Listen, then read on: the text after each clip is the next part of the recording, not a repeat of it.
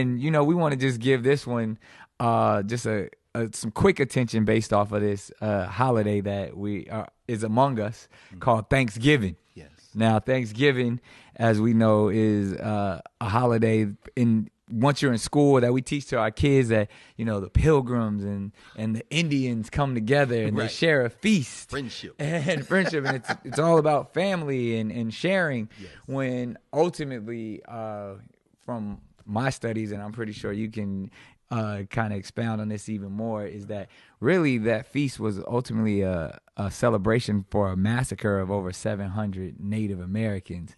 And then once Abraham Lincoln, actually years later, then sanctioned it a holiday and kind of tried to clean it up a little bit. But the actual, feast that the Pilgrims were having during that time wasn't a celebration of friendliness or giving at all. It was really like, hey, they finally got some food because they had been starving. That's right. And they killed the godless Indians, which they called it. So I would love to just, kind of pick your brain on that and just say, why is it that we celebrate Thanksgiving, and why haven't we heard the truth about Thanksgiving? Well, I think you just laid it out. If you tell the truth, then you got to talk about an act of genocide, brother. Right. Yeah, that first Plymouth colony in the early 17th century. We know that they landed here in 1620. Right. Or as Malcolm said, Plymouth Rock landed on us. Yeah, right? We didn't land on Plymouth Rock. That's right. Plymouth Rock landed on us, brother. Yeah. And our Native American, the Wampanoag people in that region, right, Massachusetts, and they only came here, these white folks, with about 100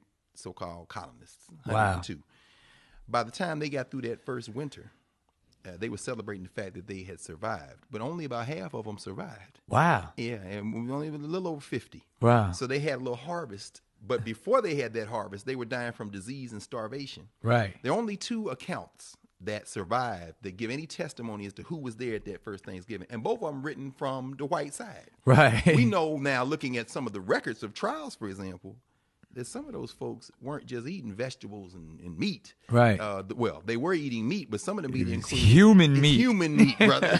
Because when you starving and somebody died, you looking at them like, well, you're not using your body anymore, so maybe I just need to eat you. So at the first Thanksgiving, it wasn't no turkey. Well, they were giving thanks that they didn't have to eat each other anymore. Right. Although in their defense, in a little bit, some of them were tried for that because cannibalism was still something that they didn't want to do. Wow. But at some point, you have to survive. Right. But the Native Americans, on the other hand, who apparently attended the first Thanksgiving, the Native Americans who may have been as much as 90 folks who were there. Right. And there's no clear account as to why they were there. Right. They had plenty of food. Right. Cranberries, fish. They had done from all the that. land. From the land. It was their land. It was their land. In fact, they did help. Some of those Europeans survived. Right. Now, looking back 500 some years later, that may have been a bad decision. Right. But they did help them, and they were celebrating. It wasn't friendship. Now, there were some Africans. There were some Native Americans. Right. There was one dude named Squanto, for example. Right. Who ended up being enslaved. Wow. That's how he learned English. Wow. So he became a translator. Wow. Because he had been pressed into service by these Europeans, who, as you said, looked at these Native Americans as they were godless. Right. So they gave thanks to their God for having taken land from people who didn't even see land that way. Right. Because they were like, well, they didn't even see it as theirs. This is like land is land. Exactly. They truly believe this land is our land. This land is your land. Your land, nature. Right. In fact, they didn't even farm the Right. way we think about farming. Right. When you look at the European style, they clear out the land, then they make rows of things. Right. The Native Americans like, what are they doing? Right. You grow food in conversation with other food. Wow. So the squash, the pumpkins, the It all greens, grew It together. all grew together, and that way you get to replenish the land. Because what's taken from one gives to the other, and you don't have to keep clearing our land to plant new crops. You don't That's plant powerful. single crops. Right. So even the technology of Thanksgiving gives us this notion that somehow the Europeans were superior. Right. Their God was better, their science was better. But no, they had starved. They had disease, and about half of them had died. Right. And they celebrated making it through their first winter, and the Native Americans showed up to be like, wow, I guess y'all made it. Meanwhile, they plotting on the Native Americans. Man, and that's again, like even going back to what we discussed about Columbus Day, and that it should be shifted to Indigenous Peoples Day. But even again, this shows the kind hand and the generosity of the natives to.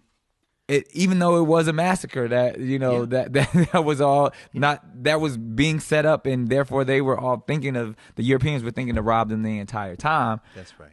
But these kind people were still willing to give their land, give their food, and share with them. And we almost when we celebrate Thanksgiving, we almost, again, we see it from the European perspective. That's right. As I'm giving you something and you're giving me something, when ultimately the natives were saving the Europeans. That's right. And even that idea, like, that should be something that we should embrace and celebrate. And even as, you know, if we all gonna sit down and have our smoked turkey and chitlins Right. and Exactly. ham and all of that No stuff, question. and we've turned it more into a cultural day about family, Yes.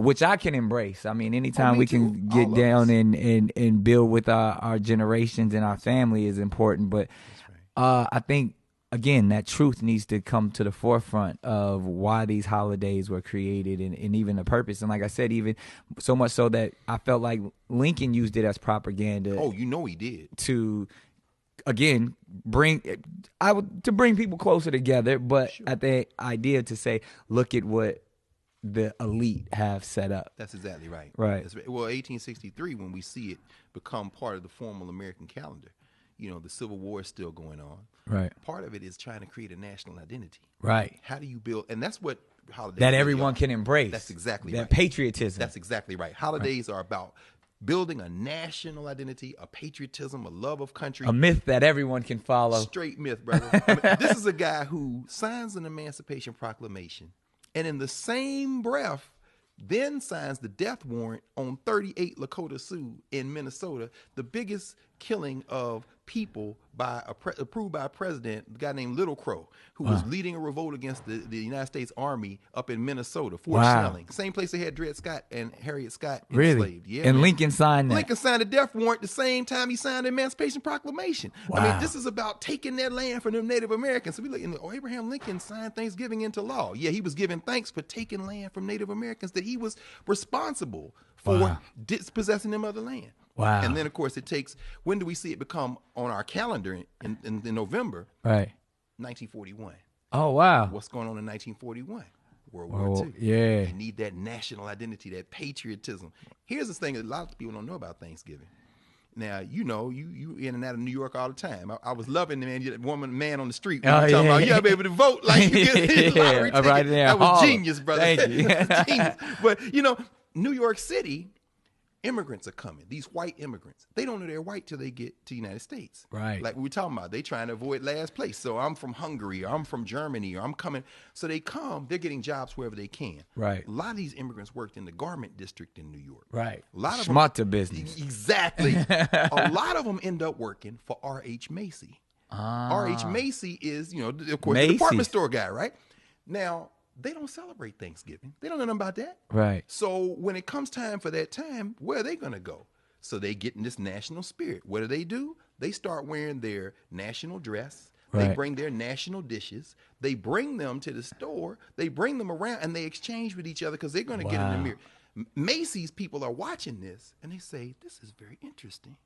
So then We could capitalize off brother, of this. And so what do? They start doing a little march around the block to show off their clothes. Right. And then people start watching. Macy's like, this is interesting. Years later, we now have the Macy's Day Parade. And in that Macy's parade, you know, I'm sure you've been. I don't know if you're taking your kids yet. Yeah, I've some- hosted it before. Oh, that's right. But look, here's the thing. This is why I go to the Macy's parade. I Yeah. try to go if I'm on the East Coast Yeah. because I like to be there and I like to watch it on TV while I'm watching it in real life. Right. What you see is all these people that bake these cookies and all these sales to get their band to the Macy's parade. Right. They don't get on TV. Not all of them. Nah, I'm like, nah. wow, they walk by. But I guess what gets on TV? Every float. Why? Yeah. Because I'm watching the children point to the floats and say, that's so-and-so, that's so-and-so. Every one of them floats is something to buy. Yeah. I'm watching the parents Yeah. looking too, and they know some of the people, but then some of them they don't. Right. Who's the last act in the Macy's parade? Santa Claus. Always. And what is Santa Claus? He's waving bye. No, not BYE. Bye. B-U-Y. Bye. Why? Because what you just saw Was is a one commercial. long commercial. And it started with R.H. Macy looking at these immigrants who had knew nothing about Thanksgiving, Wow. who came to try to be part of the American ritual. And he's sitting there thinking, how can I make a profit off of this little celebration? It's really fascinating. brother. Fascinating. Yeah. The way- 1941, they make it official. Wow. Yeah. And there we have it. We celebrate. So keep all that in mind when you eating your fried turkey and your chitlins and canned cranberries. And then going back and giving all your money back to the store on Black Thursday and Cyber Monday and all that. The next day you're gonna be shopping. They in your Shopping. pocket.